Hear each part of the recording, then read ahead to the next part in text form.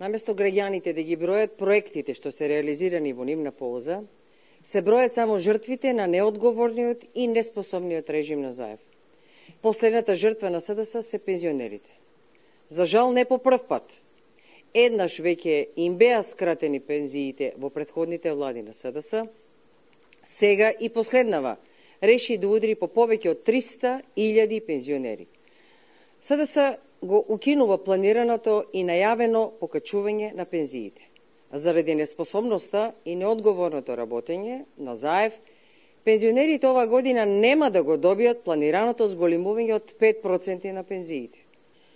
Под власт на ВМРО ДПМН најниската пензија се зголеми за 105%.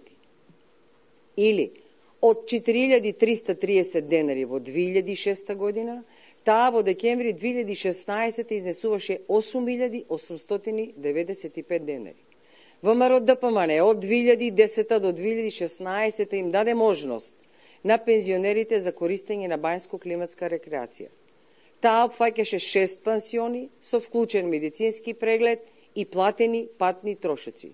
Овој проект овозможи на годишно ниво околу 5.500 пензионери да го искористат погодностите што ги нудеше оваа мерка. ВМРО ДПМН во 2015 година донесе мерка за искористување на бесплатен викенд за пензионерите и оваа мерка ја искористија над 5.500 пензионери. Заради целосната негрижа, неодговорност и непосветеност, на 15 октомври Заев ќе сноси политичка одговорност и ќе биде целосно делегитимиран од страна на граѓаните.